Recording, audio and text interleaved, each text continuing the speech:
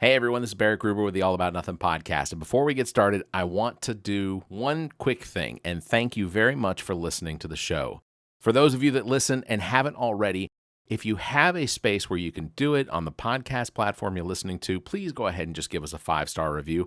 It really helps boost us in the rankings and makes it available for everyone to listen to as a suggestion, that sort of thing. If you're listening to us on YouTube, do us a favor. Go ahead and subscribe. When you do that, it'll boost us in the rankings and give us the opportunity to be heard by more people. Real quick, also, I want to tell you, this episode is another one of our hiatus shows. This week, I have all the way from Holyoke, Massachusetts, from the podcast Dad Who Dabs, available on Spotify and YouTube, going to welcome to the show the Diligent Dabber. This week, we discuss everything legal marijuana, weed, cannabinoids, CBDs, THC, all of that information. We're going to discuss that here on the show this week. So please enjoy. Again, if you can, go ahead and give us one of those 5-star reviews. It really supports the show. Thank you very much. Let's get it started.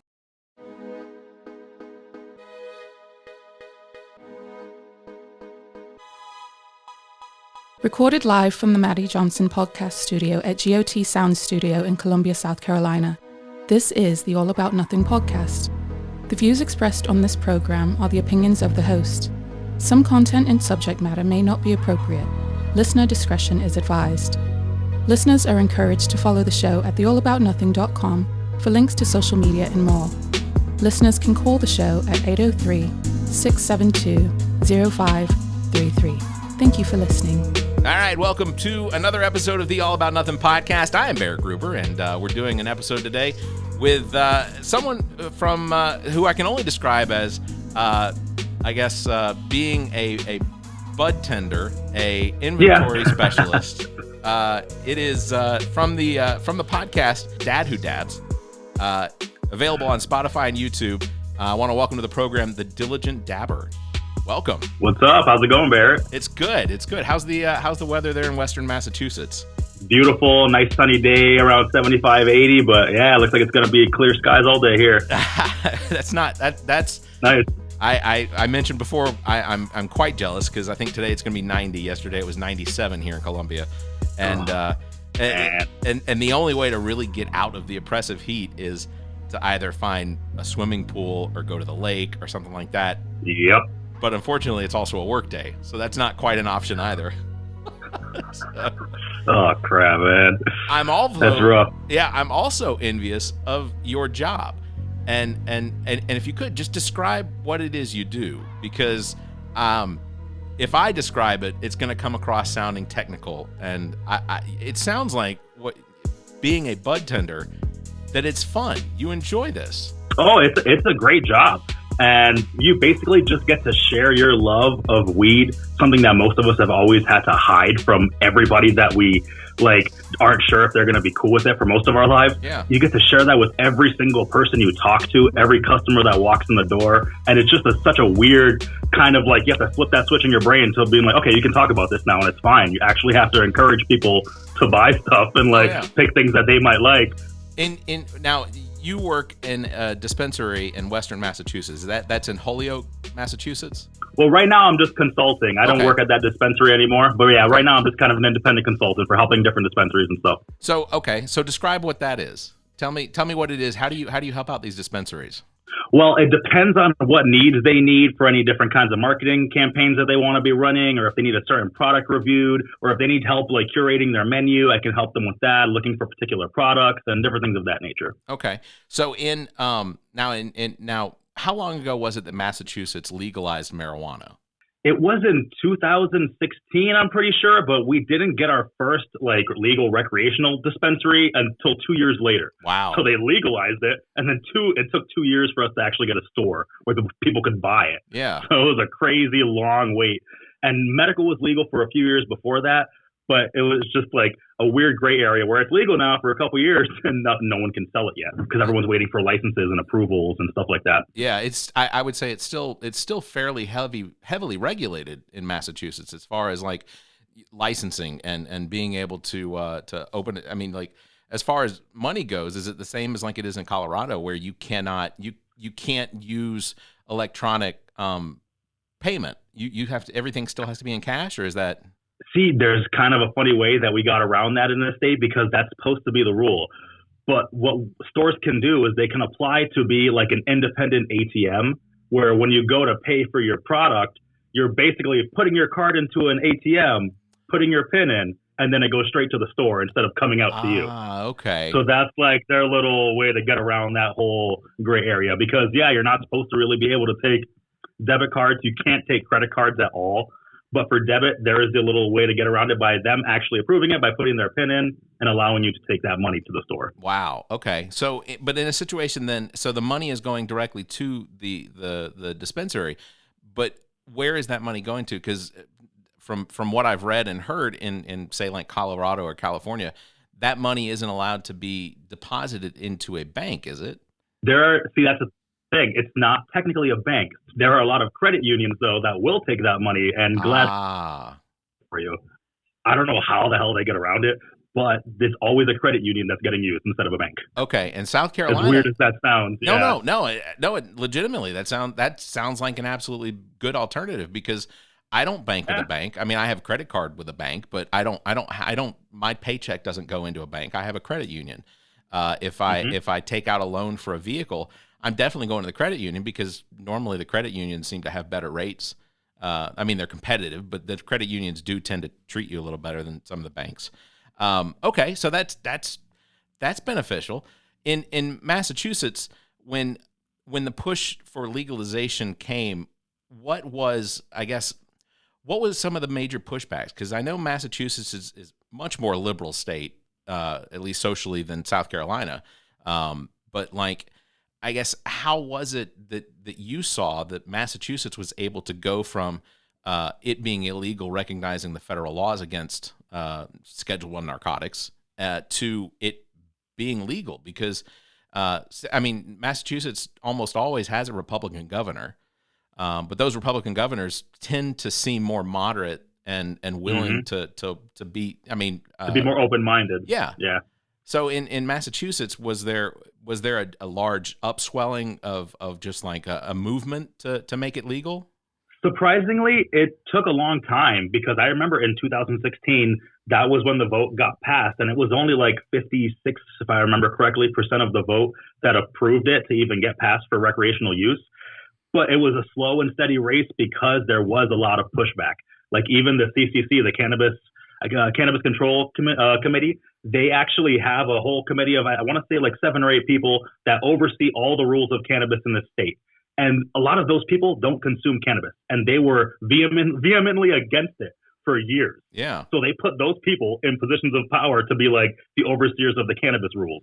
So it was a very, very long road to get to where, hey, you can walk into a store now, show your ID, and get some weed. It took years, man. And I remember when the first store actually got approved 2 years after, there was lines, blocks and blocks long, of hundreds and hundreds of people waiting to go buy weed at the first legal store, like anybody could go to. It was pretty cool. Yeah, I would imagine so. But it took a while to get there. As would you consider most of the dispensaries in Massachusetts, would you consider them to be fairly profitable? Because that's one of the things that we hear is that in Colorado, from taxes alone, they're collecting it was $1 billion industry that they were then collecting taxes off of, and that's benefiting the state of Colorado, California, Washington, Oregon, all of these other states. But to be a dispensary owner, do those individuals tend to see it being worth it financially? I think they do, man, because I haven't seen many dispensaries that have been open for a few months. I haven't seen them close. And from my personal experience, there are millions of dollars getting made every single year, even by one single store. Yeah. That's just in revenue. So that's monthly making millions of dollars. So in taxes a year, every store can probably make $1 million worth of taxes for the state. Yeah. So every community is seeing like a lowering in crime in the immediate area of the dispensaries, wherever they get put up, and a raising in like the amount of taxes that the state's getting back. So most people are cool with it now, but it was not always like that. And there are still weird rules to be like where you can build a dispensary and how you can even promote it. Can't have it across the street from a church. Slowly getting better. Yeah. In South Carolina, I'm pretty certain that we would have rules and laws against opening when the day comes. And I absolutely believe that we are. Fingers crossed. Yeah, well, fingers crossed. But I know what it's going to take in South Carolina is that Georgia's going to have to go legal. North Carolina and Florida are both going to have to go legal. Tennessee is going to have to go legal. And at that point, South Carolina will say, well, shit, we're missing out. Like that's the point at which the leaders in this state will say, okay, so now that we've seen it successful in a southern state, then yes. I mean, the only thing I joke with some of the campaigns and nominees and people that come through our podcast, and I joke, I'm like, let's just not be behind Texas. Let's not be behind Florida. Let's not let those states be the ones that lead us to take the initiative this time, guys. Please. Come on. There is a difference, of course, between medical marijuana as far as legalization than actual recreational use, and marijuana legalization in Georgia, I believe they still. So Georgia is one of the weird states where it is medical marijuana is legal, but you can't import it, you can't grow it, and you can't sell it. So you can carry a card that says, yes, I am legally allowed to have it on me. But then the question comes up, well, where'd you get it? Oh, my God. What a double-edged sword, man. It's terrible. And honestly, that's kind of how it was here at the beginning, because there were companies that were allowed to legally grow cannabis, but you couldn't buy like cannabis plants legally in the state. So you had to get the seeds from somewhere, and they didn't really care where you got the seeds from, as long as when it started growing, you gave it a serial number. All right, what's that plant? Okay, cool. I don't know where you got it from. Not even going to ask. You got a number on it? All right, good. Yeah. How? So at first it was kind of like that, where it was less stringent, and slowly over time it became like, I've heard from people in the industry, it's the most regulated industry outside of nuclear energy in the state of Massachusetts. Because every single plant that's grown and ends up being sold in a dispensary has been tagged with the same serial number from when it was a seed and a little sprout to when it finally gets sold on the shelf. You can track the entire history of the plant and the whole systems that we have set up. So it was definitely less strict at first, and anybody could kind of grow whatever you want. And it's still kind of like that in the sense of like where you get the product from. Yeah. But it's way more strict and like, all right, everything has to be tracked now. You can't just have plants disappearing and, oh, this number's gone and no one knows where it's been for like 2 months. Oh, someone probably just took it home. Now they're way more strict about stuff like that. Well, and from a regulatory aspect, I can't even, I mean, just imagine the number of jobs that opens up for inspectors and things like. Yep. Well, and what I wanted to, I got off track with that, but one of the things I wanted to ask about, so when it comes to marketing marijuana in Massachusetts, I have to assume that part of your job as a consultant in that is coming up with or building a campaign or providing for a dispensary the what they need in order to go from, you know, being able to pay the bills to potentially having profitable, a profitable business, and a business that is going to draw the clientele, you know, or repeat clientele. That's I assume that because, you know, with every state, you know, slowly but surely every state falling in line with the legalization, you know, I have to imagine that there were people that were traveling prior to this from Massachusetts to other states or ordering it through, you know, the mail or things like that. Like, yeah. So, you know, what is it? So let's say I own a dispensary and I hire you to come in and say that this is, and let's say it's just it's a 2-room, you know, storefront that, you know, what is one of the things that an approach that you would use to try and encourage more customers and repeat customers? Well, first you have to learn the area of whatever market that you're trying to place your dispensary in. First of all, it has to be a certain distance away from homes, and it has to be a certain distance away from where the general population is over a certain age or under a certain age. It has to be away from children, basically. So they all end up being in fucking weird factory districts behind like some other factory that closed down. They're all kind of out of the way. So like first you have to let people know they're there by knowing the market and the place that you're trying to get into. And then learning about that culture and what that place celebrates, the amount of money that the people in that area make, and all that stuff has to come into account when you're deciding if you're going to start growing, because not every dispensary grows their own weed. A lot of dispensaries just buy stuff wholesale and then you sell it kind of just as a storefront. Okay. And it becomes fancy retail at that point. You're just a retail store buying product, trying to make a markup on that product, trying to make a profit. And that's how most dispensaries are run, because putting in the time to actually grow and get all the land for the farming and stuff and all the different licenses for that part of it, it becomes a lot more work. You can go that way, but just getting the store set up is a huge part of initially making your brand and like getting yourself known. So a lot of places don't wait to like have their own flower, their own weed to sell. They just open the store. And a big part of that is learning the neighborhoods you're in, learning the people that live in that neighborhood, and trying to basically curate it to their experience, and make it a personalized, fun experience for them, where they'll feel like they're getting a deal. They'll feel like they're actually coming to some place that knows them, and becomes familiar to them because they become a regular. And that's always what I try to go for. Make the place feel comfortable enough where you want to come back, and it doesn't feel like you're getting ripped off. Doesn't feel like they're just trying to sell you something that you're not going to want. It doesn't feel like just a sales pitch. So that's always my end goal. So point there. Set up from an adult across the street from adult playground, not a children's playground. Got it. Yeah, basically. Okay. So, all right. So, and look, South Carolina is no different than any other state in this country when it comes to, there are so many people that use marijuana in this state that you wouldn't look at them and know that they do it. They do it for anxiety. They do it for in some cases. I know of parents that provide CBD gummies for their children that have autism. We interviewed them last week. As far as the airing of this podcast compared to the one I'm going to record next Wednesday. So, but we have a gentleman in this state, Matt Villar. I'm going to pronounce his name wrong, but he is running for the House seat here in Columbia, or in South Carolina, from Fort Mill, which is near Charlotte, and he has Parkinson's. And one of the things that I have learned about marijuana, as far as when it's related to Parkinson's, is just how quickly it brings someone out of it's almost, I mean, within minutes they are almost to the point where they can control themselves enough that.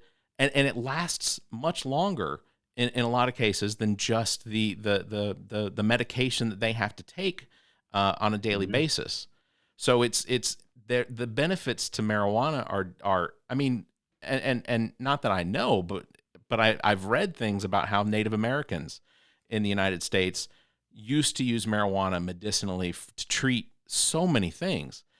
In your experience, as a bud tender and working in a dispensary, from a medical aspect, what are some of the other things that you know that marijuana, regardless of the strain, but just generically, what else have you seen it treated and work well with? It's kind of I hate to say this because it sounds so cliche, but it's kind of a miracle drug. It's an anti-anxiety medicine. It's an anticoagulant. It's an anti-seizure medicine. It's an antioxidant. It has it's a neuroprotectant, so it can actually help people with Alzheimer's.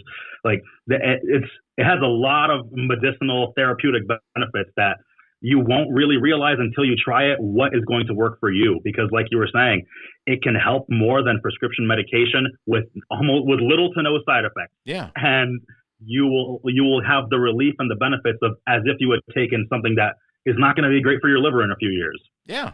So why risk it? Just take the thing that's going to be easier on your body. And not everybody has to smoke. That's a huge misconception that I would always have to talk to people about and reintroduce them to marijuana, was that you don't have to smoke it. There are tinctures that are literally just infused oil. You can put a couple drops under your tongue, like some medicines, and it gets absorbed sublingually under there. Hold it under your tongue for like 45 seconds. Then you drink that little bit of oil, and you get to see personally what that dose does to your body. Because something else I would always have to tell customers is that every body is different. My body is not going to react the same way as your body does to whatever I'm trying to offer to you. So you're going to have to experiment a little bit with your own dose and your own experience to see if you need a little bit more or a little bit less. And I would always try to advise them, start low and go slow. Don't ever jump right in and take, I'm going to try double the dose just to see. Just take half the dose. Yeah.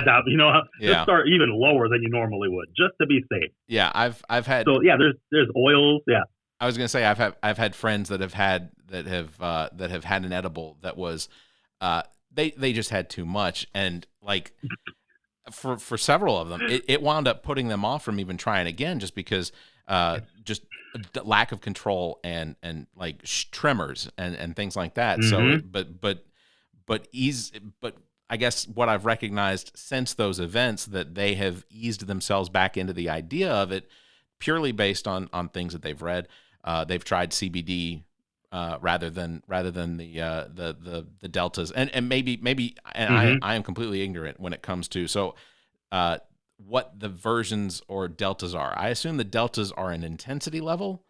No, not necessarily. It's just a different chemical structure that they would have to call it delta because of the chemical version of that structure of chemical. Okay. So there's delta 9 THC, but then there's also something called 11 hydroxy THC, which is THC gets converted in your liver to a whole different chemical called 11 hydroxy THC instead of the delta 9 that most people are familiar with. I heard you talking about that on your podcast. Yeah, that chemicals would actually get you high. So, and it's also a much stronger effect than people are going to realize. So you can take a 5 milligram, which is a super low dose of a gummy, and take that, and it would hit you harder than if you smoked a couple bowls, and you just don't realize it until you try it. But then there's also a small percentage of people that don't get affected by edibles just because of their chemistry of their body. It doesn't affect them as much. So they just will take the edibles and feel like it's a waste and feel like it didn't really do anything to them. And again, you don't really know until you try. And it's kind of the fun of cannabis. You have to get to try different stuff and see what works with you, because not everything works for everybody. And you're going to want to change stuff up every once in a while and keep the variety. Yeah, no, that totally makes sense. And from an aspect, and I can speak personally from the aspect of how marijuana affects my like direct family member. I have a brother who has had a brain tumor since the age of very young, 5, 6, 7 years old, and still to this day occasionally has seizures. And when he tried an edible, he's got a card. He's got a marijuana or a medical marijuana card for the state of Georgia.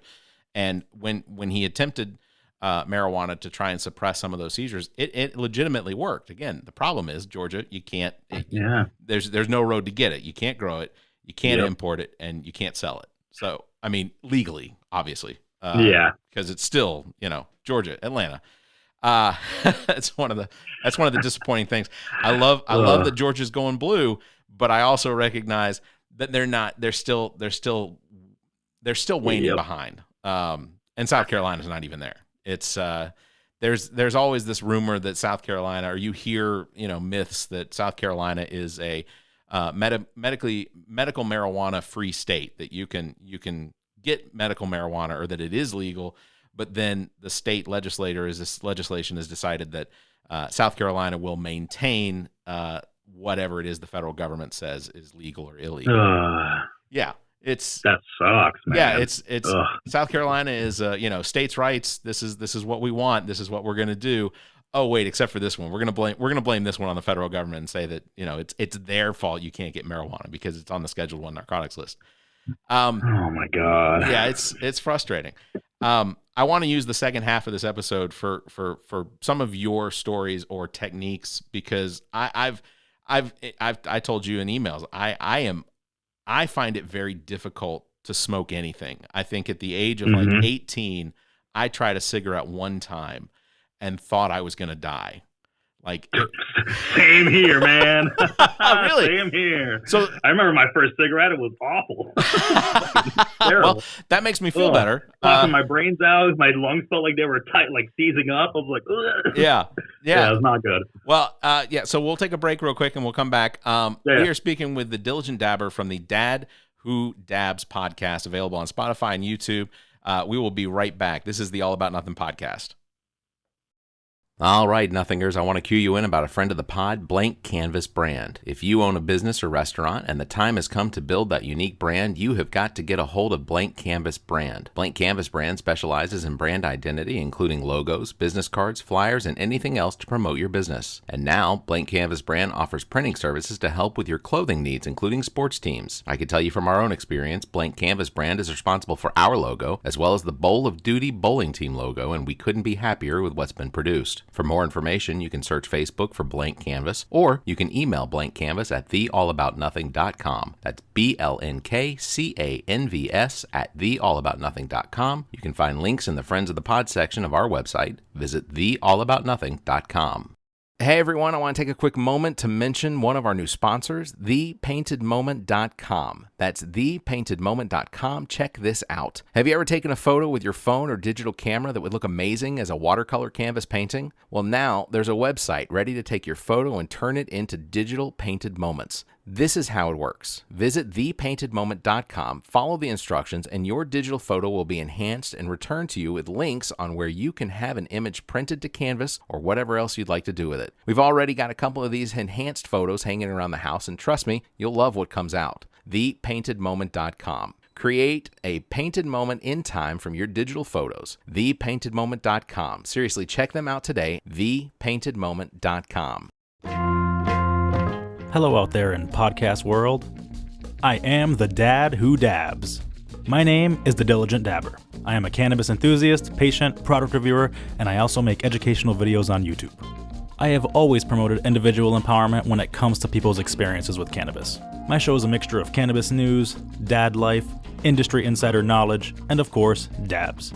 Join me as I traverse the intricacies of life, the universe, and everything on The Dad Who Dabs. Find it on Spotify with a bonus video version available on YouTube.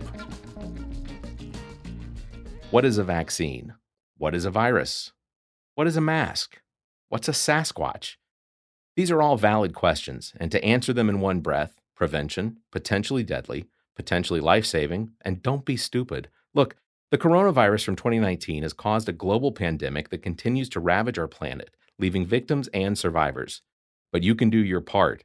In the United States, as well as most countries around the world, the COVID-19 vaccine is available at little to no cost. Regardless of your politics, this virus has the potential to cause irreparable harm to you and vulnerable family members and friends. We have an opportunity through the efforts of medical science to balance the scales against this disease and its variants.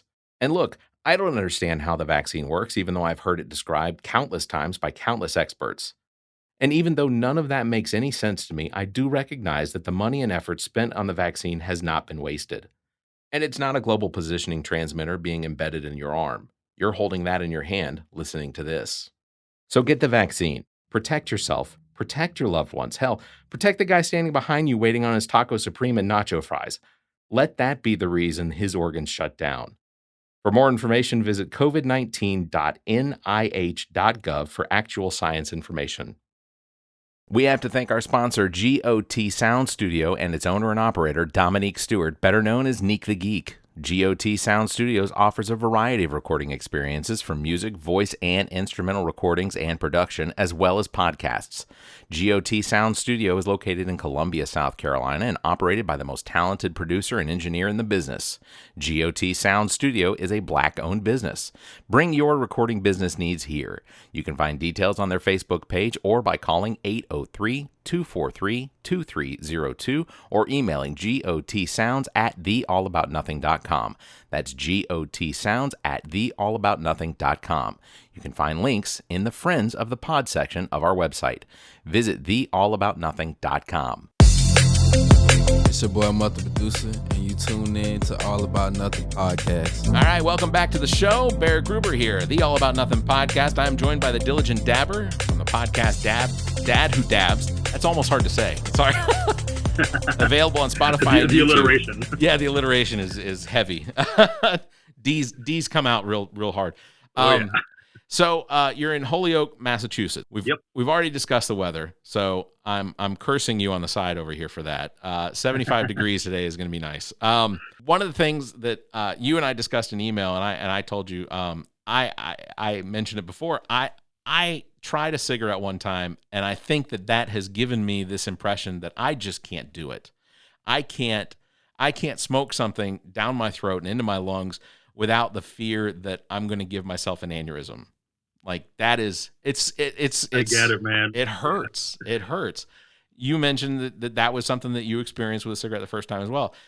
What do you suggest for somebody that would prefer to not eat an edible? Because if you're eating edibles, that's calories. And I think a lot of people look at that as being like, I can't do that because I don't want to weigh, 30 pounds more from eating, 70 pounds Cookies worth of and fudge. fucking Yeah. brownies and yeah. What do you suggest when it comes to smoking? Just for if you could just tell me specifically about some of the devices that are used.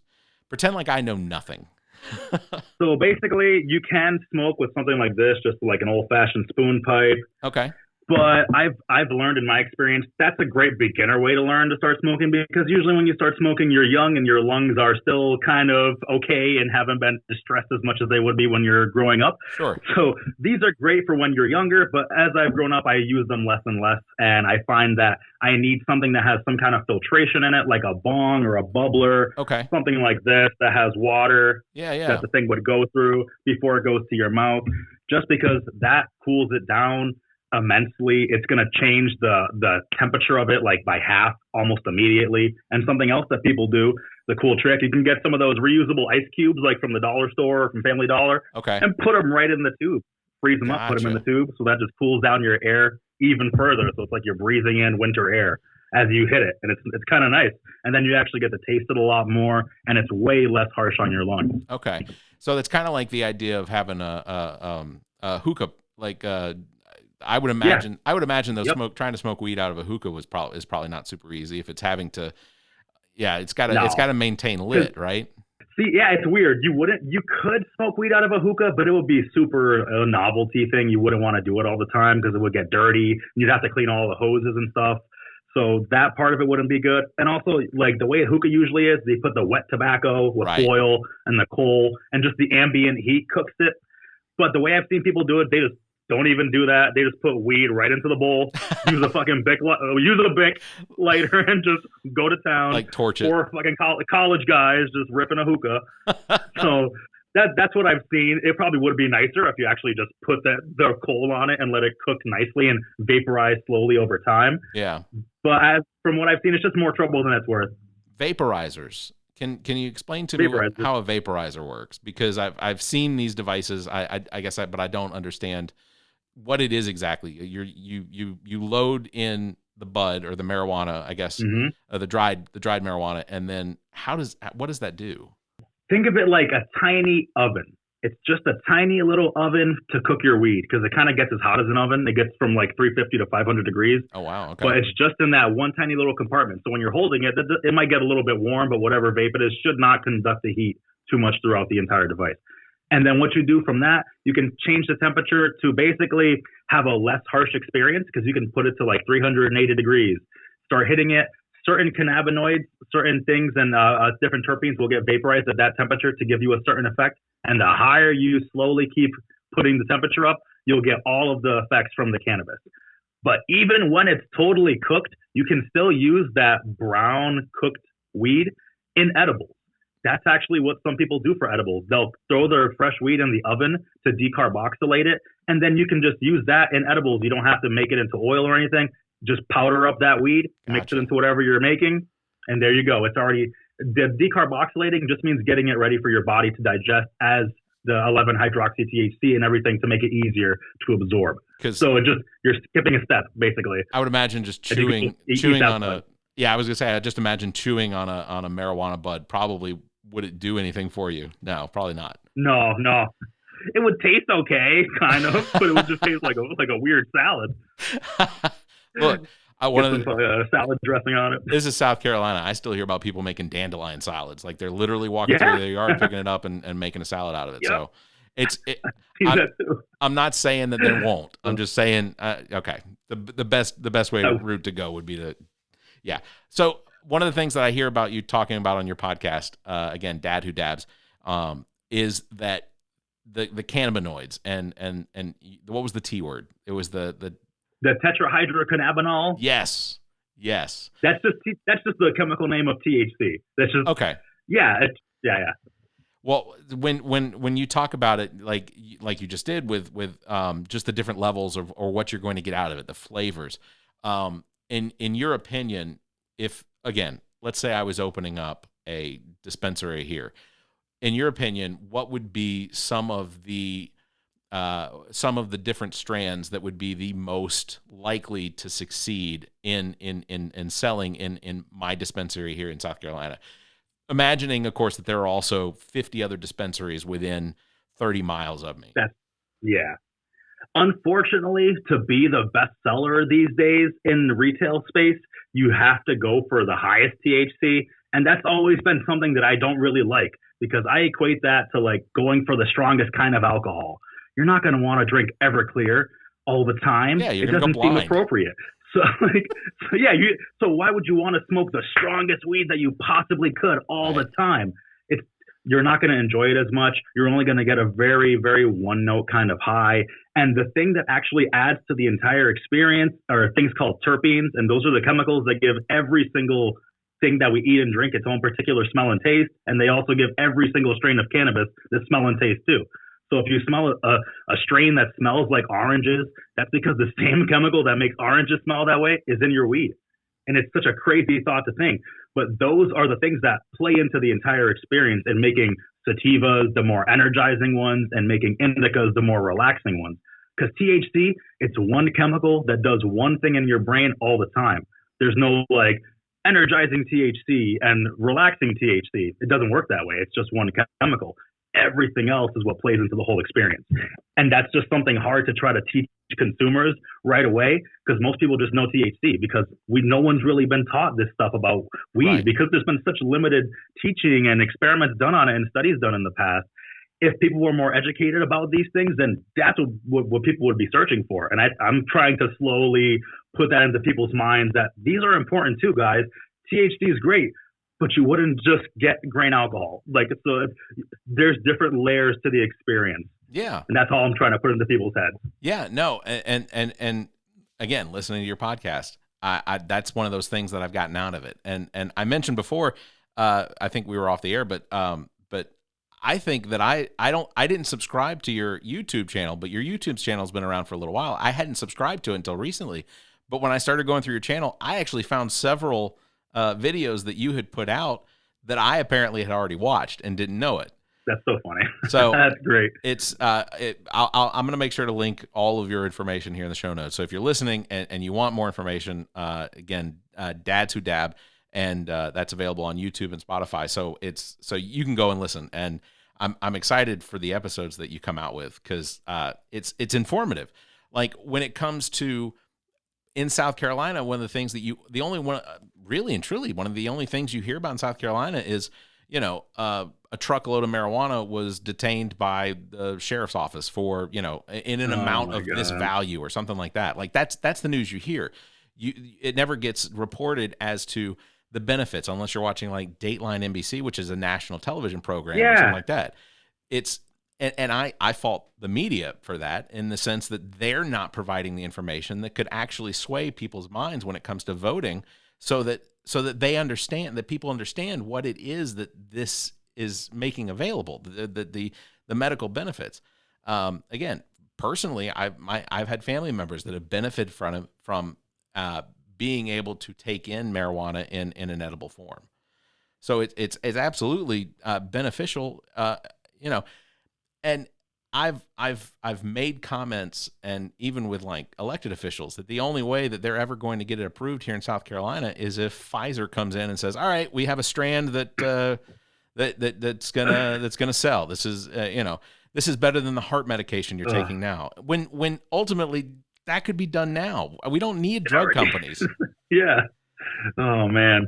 In Massachusetts, one of the things. So the last time I visited Boston, outside of just like work and things like that, was back in 2009. And in 2009, a friend and I, she and I went and walked all over the city, but happened to walk it through Boston Commons during MassCon. And that was a shock. I mean, literally, I knew it was not legal yet in Massachusetts, but how did they do that? Was it just designated a day in the park, or? See, there's something that I used to go to when I was a teenager. I was like 18, 19, and this was in 2008, years before it was ever even medically legal. And there was events that were held at colleges called extravaganza. And I'm pretty sure it was just done the same way, where they basically rent out the space or get the permit for the space from the city, and they just agree to have nothing spill over from that space. Yeah. Because there were cops, there were 20 uniformed officers on the perimeter of the park that this whole event was held at, that there was 100 tents set up with people smoking, and it was like, it was crazy. It looked like things were on fire everywhere because there was so much smoke constantly coming off of the park. Yeah. And there was cops making sure that we were okay. Literally, we walked through... Making sure we were good. It was great. We literally walked through Boston Common because we came up through Chinatown into Boston Common and then walked down to Fenway. But like as soon as we walked into the park, like you smelled it. It was like, oh, they're smoking weed. How do they get away with this? Like I see the police. I think ultimately it's not just that, you know, the intent of that isn't just to provide a safe space, but also just to, you know, normalize it. I think that too. I think ultimately this isn't so bad, guys. Yeah, it you know, before what was it when Nixon added it to the Schedule 1 narcotics list? Was that 72, something like that? But yeah, but regardless, that was that was initially that was pretty much what, I mean, you know, you hear stories, I know you're younger than I am, but you hear stories like, oh, you know, that particular race smokes dope all the time, or, you know, you got the rednecks out in nowhere smoking dope and whatever. So, you know, but you never heard of it being associated with they've been criminally charged and they're going to be carrying a life term for selling marijuana or whatnot prior to whenever it was added to the Schedule 1 narcotics list. So there was, regardless of the fact that it received judgment, at least it was normalized. And I think the detriment is that because of these laws that were put in place, all you've done is just denormalize it. So you're basically criminalizing it again. Yeah, and that's the other thing that I absolutely support is that if you're going to legalize marijuana, and I think it should be grandfathered in that you have to then decriminalize and allow, if you're a nonviolent offender, you retroactively take all those arrests away. Yeah.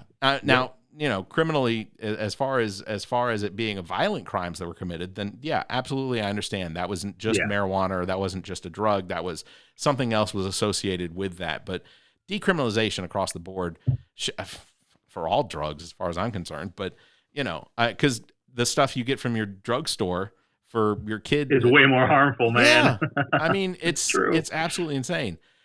As far as like first time buyers, like when you worked in a dispensary, like what was something that you observed? Like, could you tell someone was brand new to this when you walked in? Like what was it that you saw sometimes? Something I saw probably 80% of the time, the people coming into the dispensary were over 50 years old. Okay. It was a weird ratio. Like, oh, there's a lot of older people here trying out weed for the first time. And a lot of the stories I got was that they haven't tried weed since the 70s or 80s, and they were worried about it being too strong because they've all heard that how strong it's gotten over the years. And so that was kind of my ideal person to talk to, because I could educate them about how wonderful things called terpenes are and how there's different effects from different strains and how this strain can make you feel this way. So you can personalize your experience. And my first question was always, so what do you want to be doing when you smoke your cannabis or when you enjoy your cannabis? Like, what activity do you want to be doing? Because then I can totally guide you a different way depending on what that is. All right. So that was always fun. So our interaction would be, you ask me that question and I would say, I want to sit on the couch and watch reruns of Jersey Shore. All right, so let me start getting you a nice indica-leaning hybrid, probably something in the grape family, because it's funnily enough, a lot of grape strains are actually really strong indica-leaning strains. Yeah. So that's funny. I like that. Yeah, Jersey Shore is probably where I would likely, that's where my attention would try and focus, defocus. Yeah, couch lock. That's exactly right. So in a situation where, let's say, somebody comes in and they say, I have a high stress job. Like I am Monday through Friday, 6 a.m. to 6 p.m. every day. When I get done at 6 p.m., because a lot of people are working from home.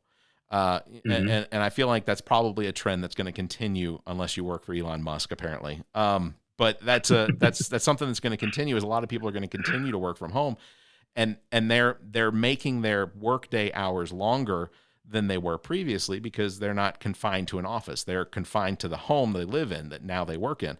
So let's say a 45-year-old mother of two comes in and says, I need something that's gonna de-stress me. I need to be able to relax, but still maintain enough control that if my kids need something, or if that sort of thing.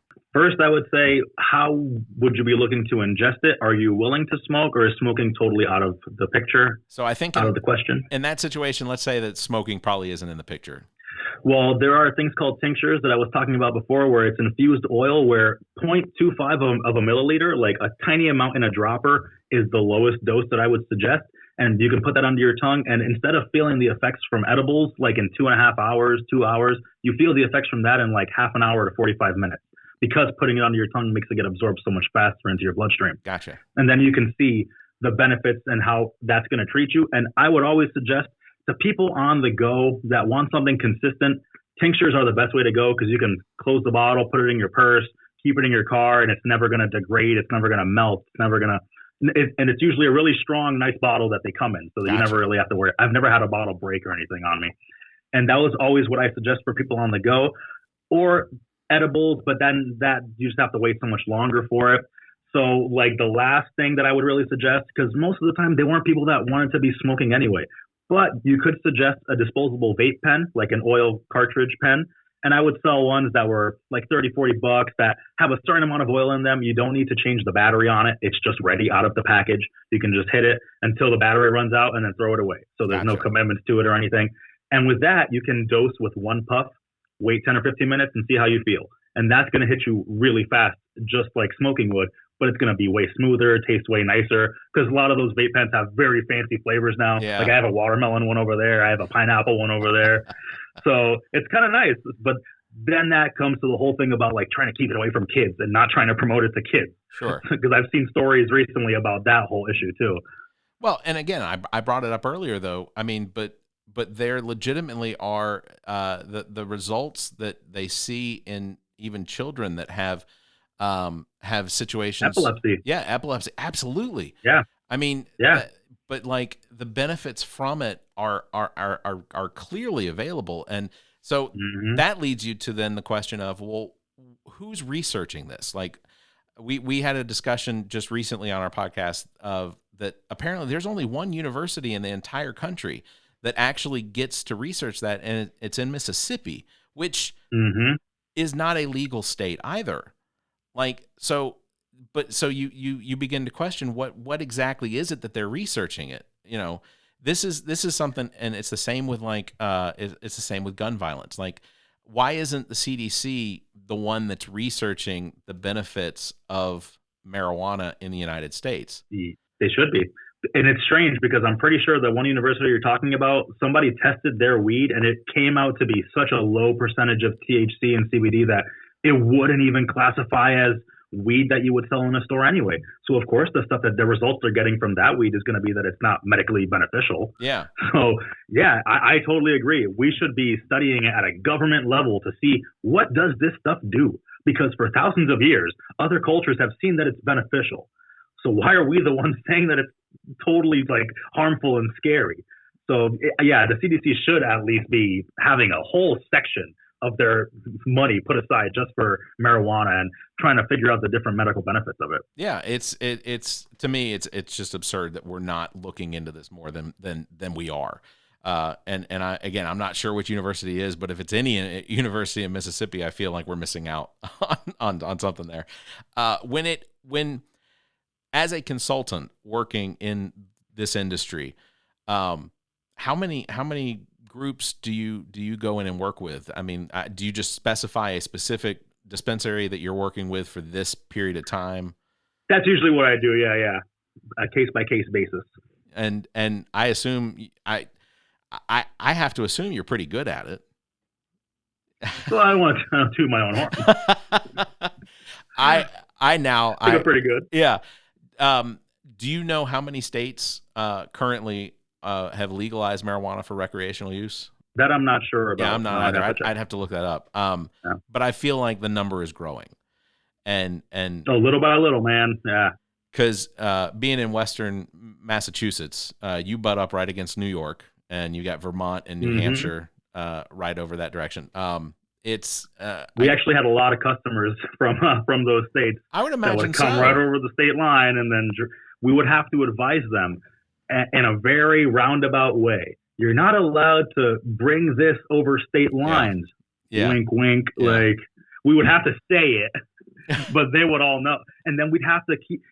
Sometimes older people would say, "No, I'm going back home right now. I'm going back to New York right now when I leave." No, don't tell me that. Say, "No, you're not. You're gonna. As far as I know, you're gonna go smoke this all right now in your hotel room, right?" And then we'd have to say, okay. So, and walk them out. But yeah, we have to be very careful because you're not supposed to cross state lines with it. But a lot of our customers were not from the state. And just to explain what recreational use means in Massachusetts, does that mean that is it can you walk down the street and be smoking like you would smoke a cigarette? No, that's still not allowed. You can't you can't be smoking in a public place as of yet. I think there's one cafe that is going to be opening up sometime soon around here, but it's not set in stone yet. But as far as right now, you have to consume it in a private residence or in a private area, like in your backyard or something.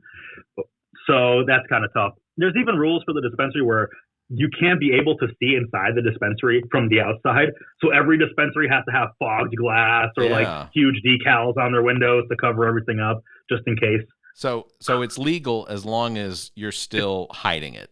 As long as you're still hiding it. Yeah, it's legal. Just don't tell anybody about it. Are there any states are there any states where it's just, as legal as alcohol? Like if you go to because I have to assume you can't, like, I can't tell you the number of Dave Matthews Band concerts that I've been to, or I didn't walk out, with a contact high of some sort. But it was still illegal. It was just, I guess I have a hard time understanding how you can attach a regulation like that. Yes, it's legal. You can buy it. You can use it, but you have to use it privately. You have to use it in your own house. The weirdest thing is that even Amsterdam, the place that everyone thinks is like the holy fucking land for weed smokers, you can't even smoke weed in public there. That's crazy. The cops won't let you walk down the street smoking a joint that you just bought at the store. They'll give you a ticket and they'll tell you to go somewhere private after you just bought it. And they'll tell you where the dispensaries are. They'll be nice and super cordial about like, go buy some weed and hash over there, but don't smoke it anywhere. So even in the place where it's supposed to be the most free, it's still in a gray area where it's legal, but don't tell anybody. And we're all going to be cool about it, but just don't blow it in anybody's face and make a big deal about it. Yeah. But I think some places in California and Colorado, I think they might have consumption lounges already, but I'm just not entirely sure, where you can buy the product and you have to smoke it there before you go. But that's cool too. Yeah, if it was like a sports club or a sports bar or something like that, where you go in and or like a hookah lounge, where you pay for the table for this long, and we'll give you a certain amount of stuff. There you go, chill out. Movie theaters. I can't tell you the number of times I've gone to see a movie just to want to fall asleep. Yep, you've got a kid. I know. Oh yeah.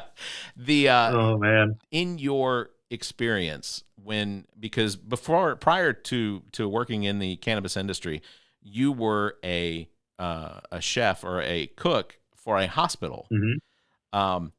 When you made the decision that you were going to get into the cannabis field, what was the impact like? Did you have any judgment from family, anything like that? Was everyone pretty much on board?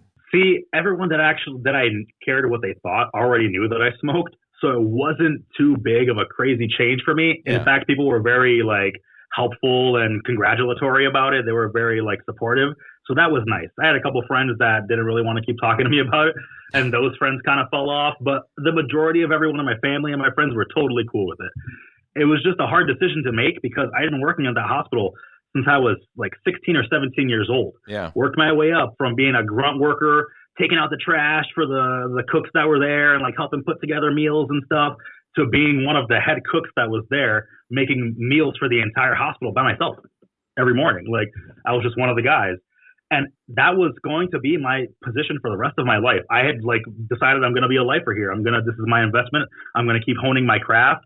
a different company came in from before when I started working that wanted to change all the food to be fresh and a la carte. Yeah. So they have waitresses basically going up to the patient's rooms with an iPad, putting their order in, make sure it fits in with their diet. It comes down to me like in a restaurant where I would cook it on a little ticket and hand it over to somebody to put the tray together and bring it up to them in like 10 minutes, 15 minutes.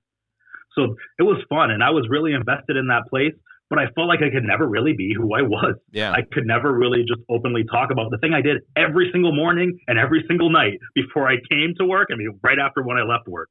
And it was hard. So that was hard. So it was all kind of a luck of the draw thing that happened where I heard last minute about a cannabis job fair from a friend of mine who was running the event space that company rented out. So I heard about it, like the last 20 minutes of it, he texted me saying, hey, there's a weed place here. I'm coming to clean it up, and they're still here for the next 20 minutes. You should come and try to talk to them before they leave. Yeah. So I threw clothes on, ran down, talked to somebody for 5 minutes, and from that interview, I got a second interview, and let me just tell you this. I don't work with this company anymore. I'm not going to say which company it was, so it doesn't really matter. But in my second interview, the CEO of the company smoked a bowl with me. Wow. Okay. The general manager of the company passed me the bowl and packed it. I was like, here you go, light it up. We want to talk to you about your future with this company. I was like, okay, this seems pretty cool. So from there, it was just a whole different ball game. I saw different opportunities in my life that I never thought were possible before. And I wanted to work my way up from the ground there. And that was always something I've been very passionate about, where I don't want to just jump into a place at the top of the fucking totem pole. Sure. Sorry for my language. Oh, no, you're fine. Even if I can, because it doesn't seem appropriate. I would hate if somebody did that at my job. Yeah. I don't want somebody doing that to me. Like, I don't want to be doing that to somebody else. I want to show them that I deserve to be here. I know what the hell I'm talking about. And I want to learn from everybody who's here who knows more than me, because I don't know everything yet. And that's something that people don't realize about weed. No one knows everything about weed. People pretend they do. But there's always stuff you can learn, whether it's how certain strains are grown, whether it's about the processes of how to make concentrates and different kinds of products. There's always something to learn. And people who tell you they know everything are just lying to you and just want to seem cool.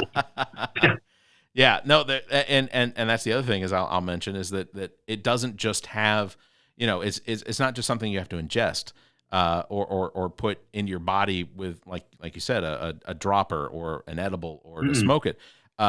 There's also topical creams that like a salve. I got one right here. Yeah, my sister makes a salve. THC and CBD infused salve. Salve. Mm-hmm. Yeah, but there's lotions, there's salves, there's different things. People for arthritis, for cramps. I know people. I know friends that use it for when it's their time of the month. They'll use it for. They'll put it on their belly, their stomach, and specifically just to alleviate those symptoms. So it's the benefits are. There's actually a product in Massachusetts. There's actually a product in Massachusetts that's called Purient, and it's lubricated intimacy oil. Where it comes with a little dropper, like a long plastic thing, and you're supposed to put it into the woman before you have any intimate situations and let it absorb into her, and it's supposed to make her feel better. It doesn't really do anything for the guy, I can tell you from personal experience. But for her, she felt great. And we actually started promoting it as something for women to treat their cramps every month and something like that, because it helps inside of your body immensely. Yeah. It's look, I can't stress this enough. We don't know enough about the benefits of marijuana, because just if you've done any research into it at all, it's almost impossible to find anything that is a negative about it. Yeah, I get everything that winds up being a negative about it winds up being something that was related to a myth, that this idea that stoners and dope heads and all this other stuff, that those are just that's what happens when you become addicted. But there's, based on any research in other countries, there's nothing to show that there is an addiction to marijuana. So, it's everything people know about it here in the United States is purely based on, it being demonized. And reefer madness. Yeah, exactly. There's the one commercial that I keep in my head remembering is the car at the drive-thru, and he's picking up his food, and then he drives and he stops because there's a kid crossing in front of him. Yep. And then he doesn't stop. And then because you see smoke and whatnot coming out and everybody's giggling, then he doesn't stop. He just drives through the kid on the bike. And but that's not a scenario that legitimately ever plays out. And from a medical aspect, just again, based on information that's available, there isn't anything available that indicates that someone has had a negative effect from marijuana in the sense that a permanent effect. Like, again, you eat too much, you get super high, and the potential is you might not like the experience you have, but you're not. It didn't last the rest of your life. It didn't end your life. And potentially it may have benefited you in some way. Yeah, it helped your pain for a little while, and you didn't even realize it because you were freaking out.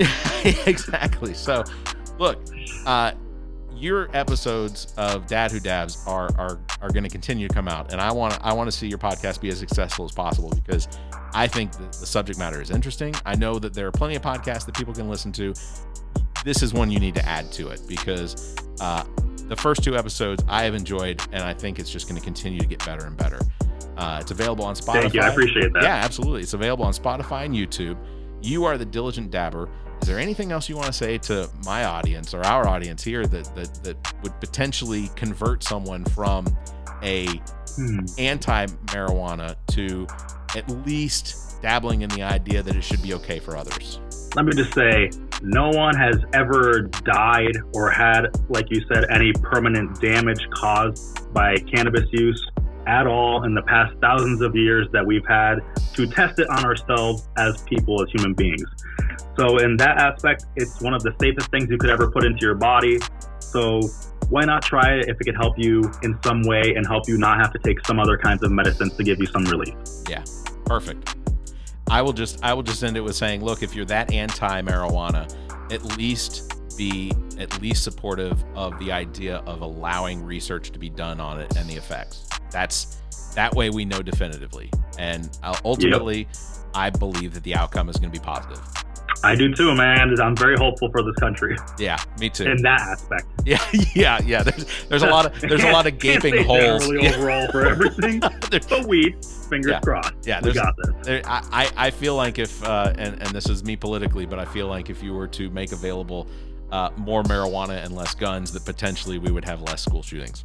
Oh yeah, I 1000% agree. So holy shit, man. Well, Diligent Dabber, thank you very much for being on the show with us. Again, thank you for having me. Dad Who Dabs is available on Spotify and YouTube. Definitely go and check it out. There are links in the show notes. As always, thank you, Neek the Geek, engineer and producer, owner and operator of GOT Sound Studio. Check out details on how you can utilize his talent and production expertise at gotsoundstudio.com. Thanks to Muff the Producer. You can follow him on Instagram at Muff the Producer. Thanks to Shiana Rivers for our intro and outro. Follow her podcast, Who You Callin' Holistic. As well, thanks to Trent Clark, aka DJ Lonzo, currently entertaining the main course in Columbia, South Carolina. Saturday nights, make sure to go by, have a good time. You can contact Trent for all your entertainment needs. Trent at theallaboutnothing.com and on Instagram at TheRealDJLonzo or by phone 803-262-7982. If you enjoy the show, consider becoming a patron by visiting our website and clicking on the link at the top of the browser. That will take you over to our Patreon page. You can find details on how you become a supporter. You can check out our benefits there or just consider a donation so that we can continue to bring you this nonsense. We enjoy doing it. We enjoy you enjoying it. As always, you can follow us on Facebook. Just search for All About Nothing US, on Twitter and Instagram at AAN_pod, or find links to all of our social media and available podcast platforms by visiting theallaboutnothing.com. If you'd like to be heard on the show, you may call and leave us a message, 803-672-0533. If the time between these episodes is too far apart, you can fill that time by checking out our partner podcasts. Zach and I host What the Pod Was That with Carrie Simmons, available on most of your podcast platforms. You can visit whatthepodwasthat.com for links and details. Carrie and Chrissy host Status Macabre on most of the podcast platforms as well. Find details at statusmacabre.com. As well, you can check out our own DJ Lonzo's Top 5, hosted by Trent Clark, available on most of your podcast listening platforms. Till then, I don't know what else to say except, smoke on, man. Oh yeah, thanks, man. I appreciate that. Thank you. This The All About Nothing podcast is recorded live from the Maddie Johnson podcast studio at GOT Sound Studio in Columbia, South Carolina. The All About Nothing podcast is produced and engineered by Neek the Geek, owner and operator of GOT Sound Studio. To support the show, please visit theallaboutnothing.com for links to social media, merchandise, and more. Become a patron of the show by following the Patreon link at the top of our page. The All About Nothing podcast is an entertainment product of Barrett Gruber. Special thanks to Zach King, Trent Clark, Muff the producer, Neek the Geek, and you, our listeners. Please subscribe, rate, review, and share. If you're on YouTube, please hit the like button and the notification bell. Thank you for listening.